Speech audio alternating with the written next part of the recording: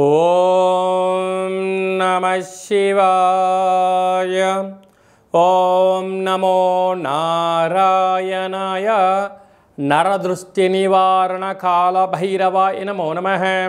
ఓం కాళకాళాయ విద్మహే కాళాతీతాయ ధీమహి తన్నో నరదృష్టి నివారణ కాళభైరవ ప్రచోదయాత్. హరి ఓం.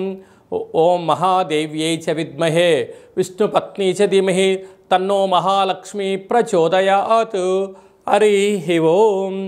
మా ఛానల్కి స్వాగతం. చూస్తున్న వీక్షకులకు ప్రేక్షకులకు ప్రియ కాళభైరవ భగవద్బంధులకి స్వాగతం పలుకుతూ మమ్మల్ని ఎంతగానో ఆదరిస్తూ ఉండబడినటువంటి ప్రియ సోదర సోదరీమణులకు సనాతన ధర్మ సంరక్షకులకు జ్యోతిష అభిమానులకు అందరికీ కూడా ఆషాఢ మాసంలో బహుళాష్టమి అమావాస్య గురువారము, ఈసారి శ్రావణ మాసము శుక్రవారం ప్రారంభం అవుతుంది కనుక విశేషమైన వ్యాపార అభివృద్ధి సకల ఐశ్వర్యం అందరికీ కలగాలని కోరుకుంటూ మనసారా మహాలక్ష్మీదేవి అమ్మవారిని వేడుకుంటూ అందరికీ ఆశీర్వచనం.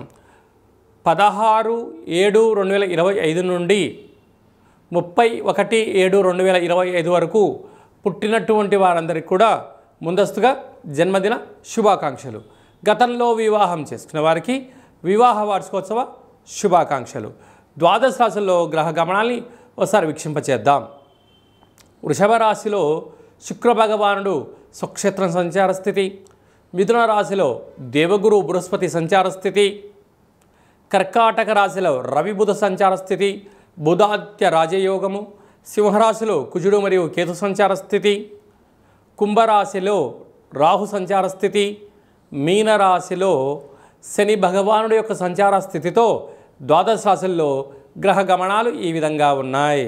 వృశ్చిక రాశి వారికి ఒకవైపు అర్ధాష్టమ రాహు అష్టమ గురు సంచార స్థితి దోషం ఉన్నప్పుడు ఈ ఆషాఢమాస బహుళాష్టమి అమావాస్య గురువారము పుష్యమీ నక్షత్రం రావడం వలన గురు పుష్యార్క యోగాన్ని ఎలా పొందాలి, శ్రావణ మాసము మొదటి శుక్రవారం ప్రారంభం అవుతుంది కనుక లక్ష్మీదేవి అమ్మవారి యొక్క కృప కటాక్ష వీక్షణ ఎలా పొందాలో ఈ వీడియోలో సవివరంగా సంపూర్ణంగా తెలుసుకుందాం. వృశ్చిక రాశిలో ఏ నక్షత్రాలు వస్తాయనగా విశాఖ నక్షత్రంలోని చివరి పదం 4వ పాదము, అనురాధ నక్షత్రం 4 పాదాలు, జ్యేష్ఠ నక్షత్రం 4 పాదాలు కలిపితే వృశ్చిక రాశి. వృశ్చిక రాశికి అధిపతి కుజ భగవానుడు. వీరికి అర్ధాష్టమ రాహు సంచార స్థితి ఉండడం వలన అనేక మంది శత్రువులు పొంచి ఉన్నారు. తస్మాత్ జాగ్రత్త.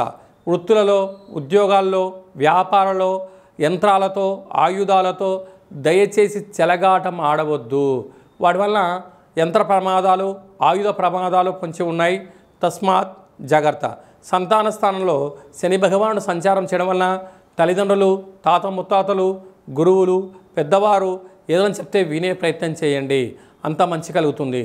నూతనంగా వివాహమైన వారు సత్ప్రవర్తన, సత్కార్యక్రమాలు, స్త్రీమాతకు పుణ్యం కొద్ది పురుషుడు, దానం కొద్ది బిడ్డలు అనేటువంటి మీరు అలాంటి కార్యక్రమాన్ని ఆచరింపచేయగలిగినట్లయితే భోజనం చేసేటువంటి కాల సమయంలో కుక్కకు కానీ కాకికి కానీ ఆహారాన్ని దానం చేయగలిగినట్లయితే మంచి పుత్రిక సంతాన సౌభాగ్య స్థితి కలుగుతుందని చెప్పి గమనించాలి. సప్తమంలో శుక్రుడు సంచారం చేయడం వలన ప్రేమికులు చాలా జాగ్రత్తగా ఉండాలి. దయచేసి ఒకరినొకరు మోసం చేసుకోవద్దు, గౌరవాన్ని ఇచ్చి పుచ్చుకునే ప్రయత్నం చేయాలి. అష్టమంలో గురు సంచార స్థితి ఉండడం వలన రుణ సమస్య, రోగ సమస్య, చోరభయం, అగ్నిభయం పొంచి ఉంది. తస్మాత్ జాగ్రత్త. మీ జన్మ నక్షత్రం రోజున అమావాస్య రోజున అష్టమి తిథి ఎందున దూరవాయు జల ప్రయాణాలు, ముఖ్యమైన పనులను వాయిదా వేసుకోవడం ఉత్తమోత్తంగా భావించగలగాలి. భాగ్యస్థానంలో బుధాదిత్య రాజయోగం ఉండడం వలన ప్రభుత్వ అధికారులతో సఖ్యతగా ఉండండి. ఉన్నతమైనటువంటి వ్యాపార సేవారంగ కార్యక్రమంలో చురుకుగా పాల్గొనగలిగినట్లయితే ప్రమోషన్స్, ట్రాన్స్ఫర్స్, మీరు అనుకున్న విజయం మీ సొంతం కాబోతుంటుంది. అలాగనే రాజ్యస్థానంలో కుజుడు మరియు కేతు సంచార స్థితి ఉండడం వలన ఉన్నతమైన జీవన విధానానికి మీరు వేసుకున్న ప్రణాళికలు సక్రమంగా వెళ్తున్నాయా లేదా, ఏమైనా ఆటంకాలు ఉన్నాయా, ఎందుకు ఇబ్బందులు ఉన్నాయో వాటిని మీరు గమనించగలిగినట్లయితే చాలా మంచి కాలం ఉందని చెప్పి గమనించగలగాలి. కనుక ఒకవైపు అర్ధాష్టమ రాహు అష్టమ గురు సంచార స్థితి ఉన్నప్పుడు గురువారము పుష్యమీ నక్షత్రం సందర్భంగా తెల్ల జిల్లెడు వృక్షం దగ్గర దీపాన్ని పెట్టడం, ఒక 27 ప్రదక్షిణలు చేయడం, ఎర్రటి కూష్మాండ దీపాన్ని పెట్టడం వలన రుణ సమస్యలు, రోగ సమస్యలు, శత్రు సమస్యలు తొలగిపోతాయి. ఇంకొంచెం ఓపిక శక్తి కలిగినట్లయితే ఆ వేరును తీసుకొచ్చి ఇంట్లో పెట్టుకున్నట్లయితే ఐశ్వర్యం, ఆనందం వృశ్చిక రాశి వారి సొంతం కాబోతుందని చెప్పి గమనించాలి.